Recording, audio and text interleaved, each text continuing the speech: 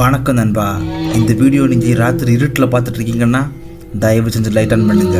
ஏன்னா நான் இப்போ உங்களுக்கு சொல்ல போகிற கதை, சாரி, இது கதை இல்லை, உண்மை சம்பவம். நாகர்கோவிலை சேர்ந்த கல்லியங்காடு பகுதியில் இப்போவும் ராத்திரி மக்கள் தனியாக போகிறதுக்கு ரொம்பவே பயப்படுவாங்க. ஏன்னா அந்த இடத்த சுற்றி ரொம்பவே அமானுஷமான கதைகள் நிறைய இருக்குது. அந்த ஊர் மக்கள் என்ன சொல்கிறாங்கன்னா, அந்த இடத்துல போகிற மக்களை எல்லாரையுமே கல்லியங்காட்டு நீதி தான் கொடூரமாக கொலை பண்ணுதுன்னு சொல்கிறாங்க. அதுவும் எப்படி கொலை பண்ணுதுன்னா, ராத்திரி தனியாக போகிற ஆம்பளைங்கக்கிட்ட கல்லியங்காட்டு நீதி வெள்ளை சாரி போட்டு முட்டை அளவுக்கு முடியை வளர்த்தி ரொம்ப அழகான பொண்ணு மாதிரி வந்து அந்த ஆம்பளைங்க கிட்ட எனக்கு வெத்தலைக்கு சுண்ணாம்பு தாண்டி கேட்கும். அப்படி சுண்ணாம்பு கொடுக்கறதுக்காக ஆம்பளைங்க அந்த கல்லியங்காட்டு நீரை பார்க்கும்போது அந்த கல்லியங்காட்டு நீரை அவங்க தொண்டையை கடிச்சு அவங்க ரத்தத்தை எல்லாமே குடிச்சு சாகடிக்கும். உங்கள் எல்லாருக்கும் ஒரு கேள்வி வரலாம், ஏன் இந்த கல்லியங்காட்டு நீர் ஆம்பளைங்களை மட்டும் பிளான் பண்ணி கொள்ளுது? இந்த கல்லியங்காட்டு நீர் யார் முதல்ல? இதை பற்றி முழுசாக ஆராய்ச்சி பார்க்கலாம். வாங்க வீடியோக்குள்ளே போகலாம். 9ஆம் நூற்றாண்டில் பாகனூருங்க ஒரு இடத்துல ஒரு தேவதாசி வாழ்ந்துட்டு இருந்தாங்க.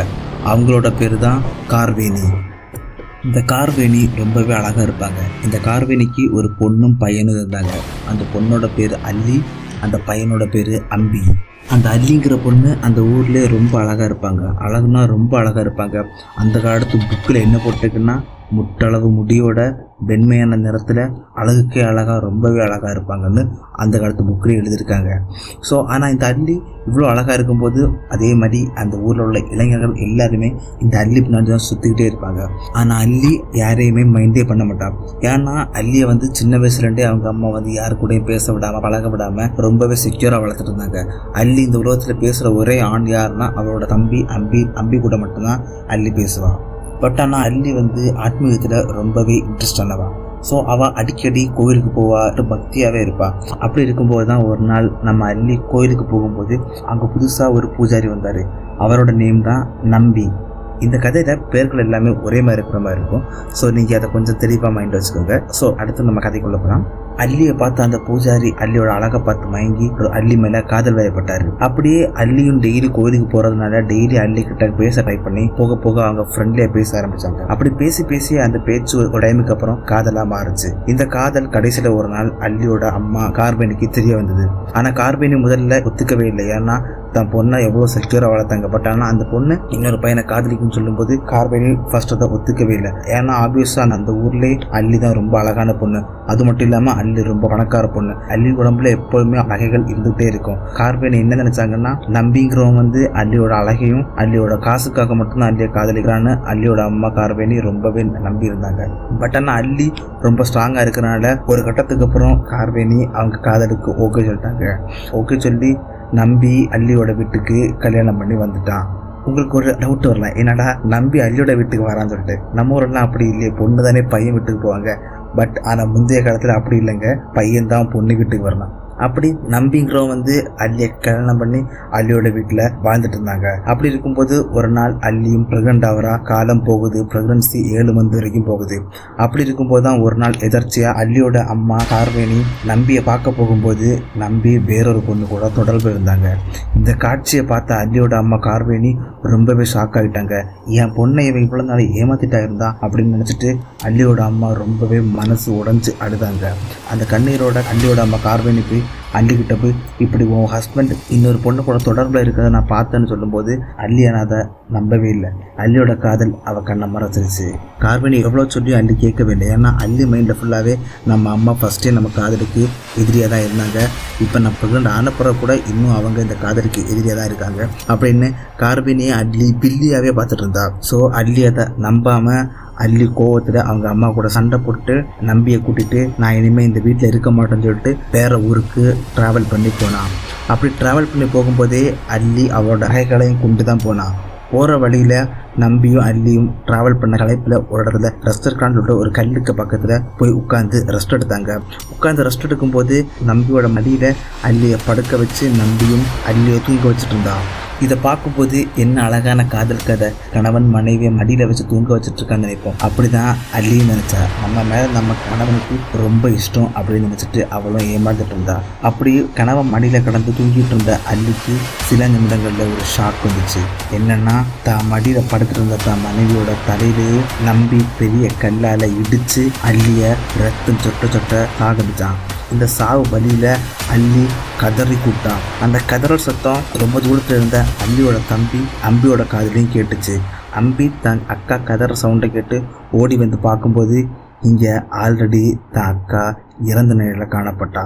உடம்பு முழுக்க ரத்தத்தோட ரத்த ஆறில் இறந்த நிலையில் காணப்பட்டாள். அங்கே இறந்தது அள்ளி மட்டும் இல்லைங்க, அள்ளியோட பயத்தில் இருந்த 7 வயது குழந்தையும் தான். நம்ம அக்காவை கொண்டா நம்பி எங்கே தேடும்போது நம்பி அள்ளிக்கிட்ட இருந்த ஜுவல்ஸ் ஆட்டையை போட்டுட்டு எஸ்கேப் ஆகிட்டான். கூட பிறந்த அக்காவை இழந்த வழியில் அம்பி தான் தலையால் அந்த கல்லில் இடிச்சு தானே தன் உயிரை மாய்த்து கொண்டான்.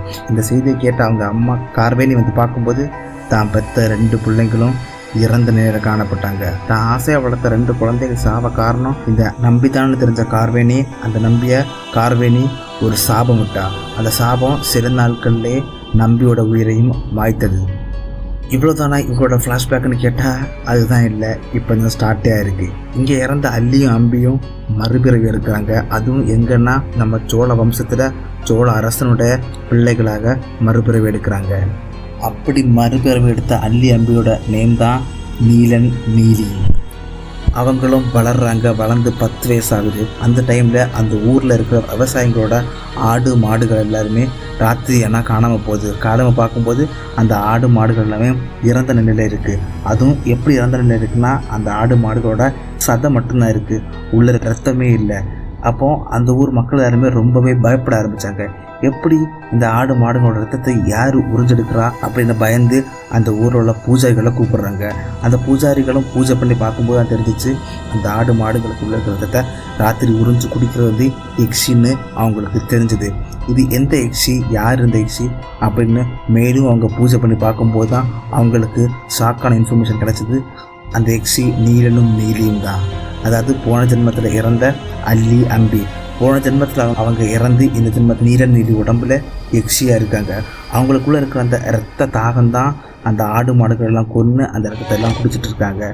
இதை தெரிஞ்ச அந்த பூஜாரிகள் அந்த மக்கள்கிட்ட சொல்லி அந்த மக்களும் பூஜாரிகளும் சேர்ந்து சோழ அரசரை பார்க்க வந்தாங்க. சோழ அரசர்கிட்ட சொன்னாங்க, அரசா இப்படி நம்ம ஊர் விவசாயிகளோட ஆடு மாடுகள் எல்லாருமே ஒரு எக்ஸி வந்து ராத்திரி எல்லாம் கடிச்சு கொன்று அவங்களோட அதோட ரத்தத்தை எல்லாம் உறிஞ்சு குடிக்குது. ஸோ எங்களால் ஒழுங்காகவே விவசாயம் பண்ண முடியல. இந்த எக்ஸி இருக்கிற வரைக்கும் நம்ம உயிருக்கே ஆபத்து.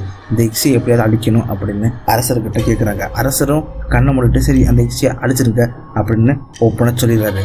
அதுக்கப்புறம் தான் அரசர்கிட்ட இந்த ஷாக்கான இன்ஃபர்மேஷனை மக்கள் சொல்கிறாங்க. அரசரே, அந்த எக்ஸி வேறு யாரும் இல்லை, உங்கள் ஆசை மகனும் தான். இதை கேட்ட அரசர் ரொம்பவே ஷாக்கானார். தான் ஆசையாக வளர்த்த தான் பொண்ணும் பையனும் மனுஷங்களே இல்லை, அவங்க எக்ஸின்னு தெரியும்போது அரசர் எப்படி வேதனைப்பட்டிருப்பார். இருந்தாலும் அரசனுக்கு தான் நாட்டு மக்கள் ரொம்பவே முக்கியம். அதே அளவுக்கு தான் பொண்ணும் பையனும் முக்கியம். தான் பொண்ணையும் பையனும் கொள்கிற அளவுக்கு அரசன் கல்லஞ்சக்காரன் கிடையாது. அதனால மக்கள்கிட்ட சொன்னாங்கன்னாரு, என் பொண்ணையும் பையனையும் கொள்றதுக்கு எனக்கு தைரியம் இல்லை. ஸோ என் பொண்ணையும் பையனையும் இந்த ஊரை விட்டு தூரமாக ஏதாவது ஒரு காட்டுக்குள்ளே கொண்டு விட்டுருங்க. அவங்க என் கண்ணு முன்னாடி இருந்து சாக வேண்டாம், அங்கே போய் பட்டினி கிடந்து சாகட்டும், அது பிரச்சனை இல்லை அப்படின்னு சொன்னார்.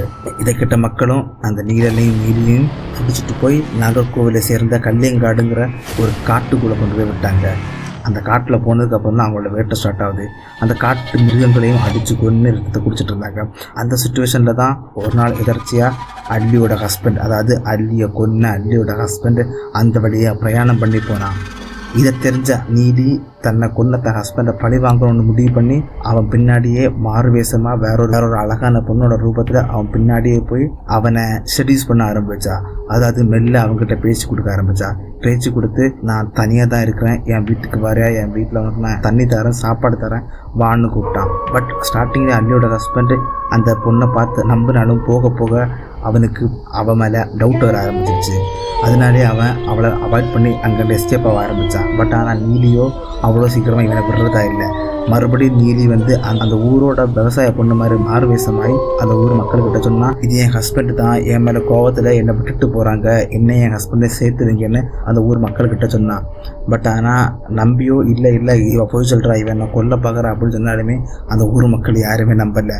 அந்த ஊர் மக்கள் நம்பிக்கிட்ட சொன்னாங்க, நீ கண்டிப்பாக உன் பொண்டாட்டி கூட இருந்தே ஆகணும், உங்கள் 2 பேரும் எங்கள் வீட்டில் உட்கார வைக்கும், நீங்கள் 2 பேரும் நைட் இந்த வீட்டில் தங்கிட்டு நாளை கிழமை போனால் போதும்னுட்டு அந்த வீட்டுக்குள்ளே விடுறாங்க. அந்த வீட்டுக்குள்ளே விட்டுட்டு மறுநாள் கிழமை அந்த ஊர் மக்கள் போய் பார்க்கும்போது அங்கே நம்பி போனமாக கிடக்குறான். அதுவும் உடம்புல ரத்தமே இல்லாமல் வெறும் தசை மட்டும்தான் இருக்குது. இதை பார்த்து அந்த ஊர் மக்கள் ரொம்பவே ஷாக் ஆனாங்க. அப்புறம் தான் அந்த ஊர் மக்களுக்கு தெரிஞ்சிருச்சு, ராத்திரி வந்த அந்த பொண்ணு சாதாரண பொண்ணு கிடையாது, அவள் ஒரு எக்ஷின்னு. இதுலேயே நீலி தான் பழி வாங்க நினச்சா பழி வாங்கிட்டா. பட் ஆனால் நீலியோட கதை இங்கேயே ஸ்டாப் ஆகலை. நீலிக்கு என்னன்னா, தன்னை தான் ஹஸ்பண்ட் ஏமாத்தினான், அதனால அவளோட ஹஸ்பண்டை அவள் கொன்னான். இதே மாதிரி ஊரில் எத்தனையோ ஹஸ்பண்ட்ஸ் எத்தனையோ ஒய்ஃபை ஏமாற்றிட்டு இருக்காங்க. அழகான வேற பொண்ணை பார்த்தோன்னே தான் பொண்டாட்டி விட்டுட்டு அந்த பொண்ணு கூட போகிறாங்க. ஸோ அவங்கள எல்லாரையுமே நான் கொல்லுவேன்னு நீலி களமிறங்க ஆரம்பித்தா. அந்த கல்யாங்காடு பகுதியில் எந்த ஆம்பளைங்க வந்தாலும் அந்த ஆம்பளைங்கிட்ட அழகான பொண்ணு மாதிரி வந்து வெள்ளை சாரி உடுத்து நீளமான முடியோட அவங்கக்கிட்ட எனக்கு பெத்தடைக்கு சுண்ணாம்பு தான் அப்படின்னு கேட்பாங்க. சுண்ணாம்பு எடுக்கிறதுக்காக அந்த ஆண்கள் சுண்ணாம்பு எடுத்து அவகிட்ட நீட்டும்போது அவள் அந்த ஆண்களை கொன்னுடுவா. இப்படியே அந்த இடத்துல பல ஆண்கள் மரணப்பட்டாங்க. ஸோ இப்படியே விட்டால் நீலியோட ஆட்டம் அதிகமாக இருக்குன்னு சொல்லிட்டு அந்த ஊர் மக்கள் என்ன பண்ணாங்கன்னா, நீலியை அடக்க ஒரு ஆளை தேடினாங்க. அப்படி தேடி நீலி அடக்க வந்த ஆளோட பேர் தான் கடமுட்டத்தை கத்தனார். இவர் யாருன்னா அது ஒரு பெரிய கதை, அதை பற்றி நான் இன்னொரு வீடியோ ஸ்பெஷலாக போடுறேன். இப்போ இந்த கதையை ஷார்ட்டாக முடிக்கிறேன். இந்த கடமுட்டத்தை கத்தனார் இந்த நீலியை பற்றி மொத்த இன்ஃபர்மேஷனும் கலெக்ட் பண்ணிவிட்டு நீலியை எப்படி அடிக்கணுன்ட்டு நீலி இருக்கிற ஏரியாவுக்கு தனியாக போனார். தனியார் போகும்போது நீலி கடமுட்டத்தை கத்தனார் பக்கத்தில் வந்து கடமுட்டத்தை கத்தனார்கிட்ட எனக்கு சுண்ணாம்பு தான்னு கேட்டான். அப்போ இந்த கத்தனார் என்ன பண்ணார்னா, தங்கிட்ட இருந்த ஆணியில் சுண்ணாம்பை தடவி நீலிக்கிட்ட நீட்டினார். நீலி அதை எடுக்க வரும்போது அந்த ஆணியால் நீலியோட தலையில் அடித்து நீலியை அடக்கிட்டார். நீலியை அடக்கி நீலியை வேறு ஊருக்கு போகிற வழியில் நீலியும் கத்தனாரும் பேசி ஃப்ரெண்ட்ஸ் ஆகி நீலியை கேரளத்தில் இருக்கிற ஒரு இடத்துல திறந்து விட்டார். அந்த இடத்துல இப்போவும் நீலிக்கு ஒரு கோவில் இருக்குன்னு ஊர் மக்கள் பேசிக்கிட்டு இருக்காங்க. சரி ஃப்ரெண்ட்ஸ், நீங்கள் சொல்லுங்கள், நீங்கள் ராத்திரி தனியாக போகும்போது நீலி உங்கள் முன்னாடி வந்தால் நீங்கள் என்ன பண்ணுவீங்க?